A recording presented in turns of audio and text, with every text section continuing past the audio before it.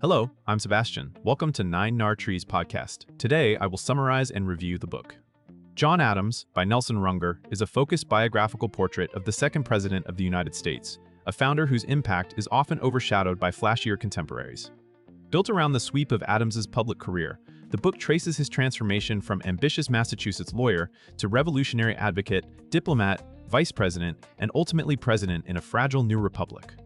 Runger emphasizes the forces that shaped Adams's worldview: a deep commitment to law, a suspicion of unchecked power, and a belief that Republican government requires virtue, education, and strong institutions. The narrative also highlights the personal costs of leadership, including political isolation, relentless criticism, and the strain of serving during international turmoil. Rather than treating Adams as a symbol, the book presents him as a complicated actor navigating ideals and practical constraints. Readers come away with a clearer sense of why Adams mattered, what he achieved, and why his presidency remains central to understanding the early American experiment. I will give you key takeaways from this book. Firstly, from Massachusetts lawyer to revolutionary advocate, a major theme in John Adams is the way Adams's legal training shaped his politics long before he held national office. Runger presents Adams as a man formed by arguments, evidence, and an instinct for procedure, which helped him become an effective revolutionary voice even when he was not the most charismatic. The book highlights how Adams's early work as a lawyer and public writer positioned him to defend colonial rights in terms that could persuade moderates as well as radicals. This approach also explains why Adams often clashed with allies who preferred sweeping rhetoric over careful reasoning. In exploring Adams's rise, Runger underscores the tensions between principle and popularity. Adams could be courageous and stubborn, willing to take positions that were politically dangerous if he believed they were legally or morally necessary. This topic also frames Adams as a bridge figure who translated local grievances into constitutional questions.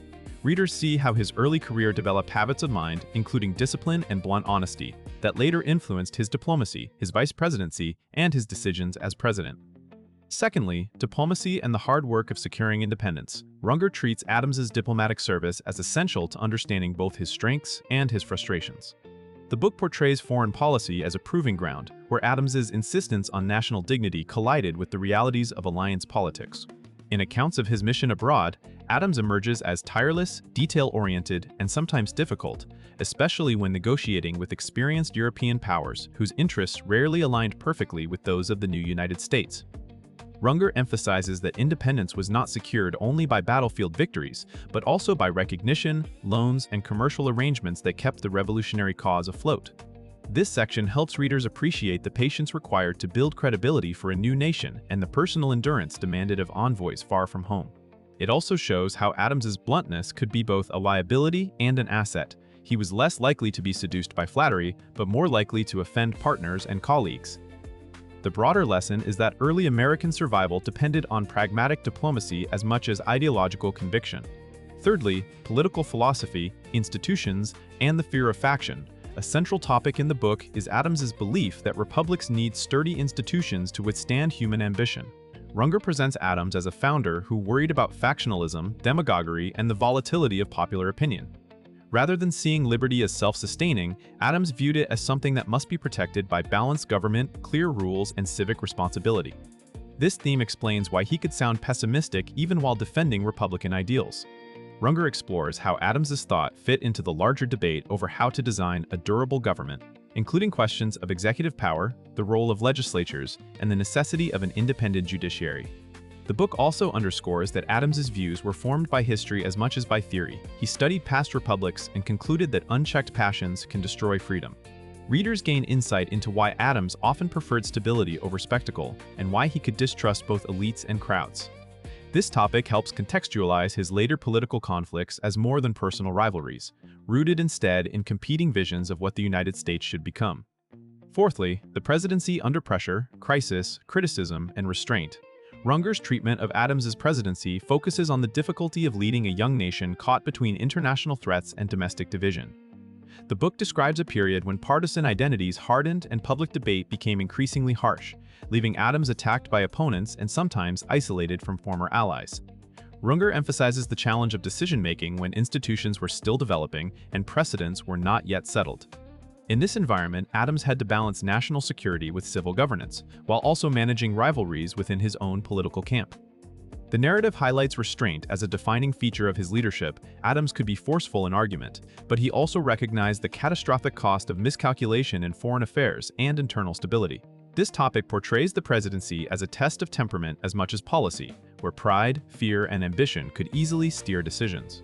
By examining the pressures he faced, Runger helps readers see why Adams's term remains debated and why his choices are significant for understanding the limits and responsibilities of executive power in the early republic. Lastly, legacy, reputation, and the long view of a founding figure. The book closes its thematic arc by confronting the mismatch between Adams's historical importance and his uneven public reputation. Runger portrays Adams as a leader whose virtues were not always rewarded in his own time, especially because he lacked the easy charm that often shapes political myth-making. This topic explores how Adams's career invites readers to evaluate leadership beyond popularity, the value of integrity, the willingness to be unpopular, and the patience to build institutions that outlast any single administration. Runger also considers how Adams's relationships and personal life contributed to his endurance, presenting him as a human being coping with disappointment, pride, and the desire for recognition. The focus on legacy encourages readers to view the founding era as a contested process rather than a finished story. Adams becomes a case study in how nations remember, simplify, or misinterpret their builders. By taking the long view, Runger helps readers understand why Adams remains relevant to modern civic life, particularly in debates about constitutional structure, the dangers of polarization, and the difference between loud influence and lasting impact. In conclusion, this book is best suited for readers who want a clear, approachable biography of a major founder without needing a specialized background in early American history. Students, general history enthusiasts, and anyone curious about how the United States was stabilized after independence will find value in Runger's emphasis on Adams as a builder of institutions and a leader under pressure. The benefit to a reader's life is practical as well as historical. Adams's story illustrates how principles can guide choices when circumstances are messy, how professionalism and preparation matter, and how long-term responsibility can outweigh short-term applause. It also offers perspective on political polarization by showing that fierce factional conflict is not new and that restraint and process can be acts of courage. Compared with many books that focus mainly on the most celebrated founders, this one is worth buying because it centers a figure whose contributions are essential to understanding diplomacy, constitutional thinking, and early executive leadership. It provides a grounded, character-driven way to grasp why the Republic endured and what it demanded of those who served it. If you would like to support Nelson Runger, you can buy the book through the Amazon link I've provided in the podcast description. After reading the book, please let me know what you think and share your thoughts. See you around.